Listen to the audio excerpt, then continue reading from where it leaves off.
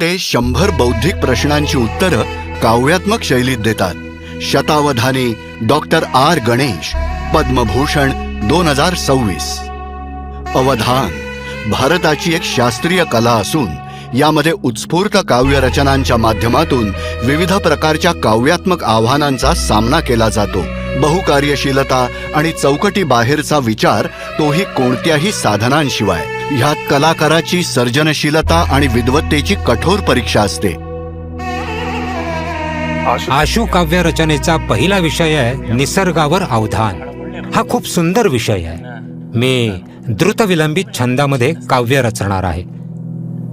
जेव्हा भगवान विष्णू ध्यानस्थ असतात आणि त्यांची पत्नी सुंदर आणि सुशील लक्ष्मी प्रश्न विचारते, 8 रूपात अष्टलक्ष्मी म्हणून कविता विलक्षण कलेच्या माध्यमातून आकारास येते। 1962 साली कोलारमधील एका मध्यमवर्गीय कुटुंबात जन्मलेल्या लहानग्या गणेशनं भारतीय ग्रंथांचा अभ्यास सुरू केला आणि आई वडिलांच्या प्रोत्साहनानं नाटकांमध्ये भाग घेतला। यामुळे लहान वयातच त्याच्यात जिज्ञासा आणि कल्पनाशक्ती वाढली आणि पुढे ते प्रसिद्ध झाले। वयाच्या 19व्या वर्षी त्यांच्या आयुष्याला एक कलाटणी मिळाली। त्यांनी चामराजपेटमध्ये एका तेलुगू विद्वानाला संस्कृत अवधान सादर करताना पाहिलं।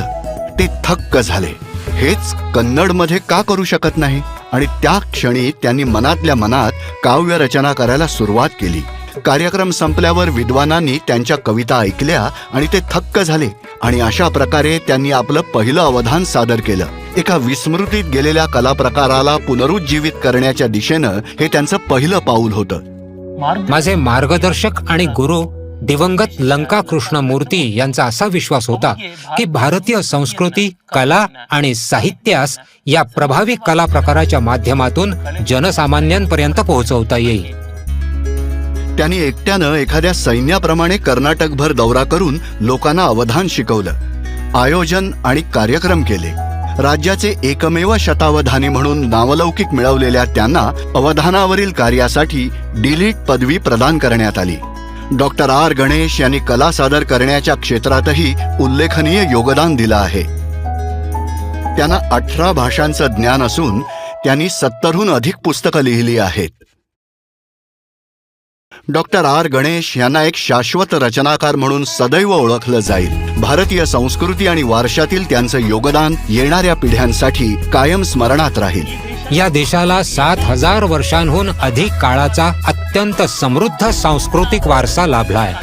देशाचं साहित्य, कला आणि विलक्षण जीवनशैलीच्या माध्यमातून मला त्याची प्रचंड खोली समजली आहे। त्यामुळे या देशाचा प्रत्येकाने अभिमान बाळगला पाहिजे, जो तर्काधिष्ठित आणि सन्मानाने उभा आहे। शतावधानी डॉक्टर आर गणेश, पद्मभूषण 2026। कोटी कोटी नमस्कार।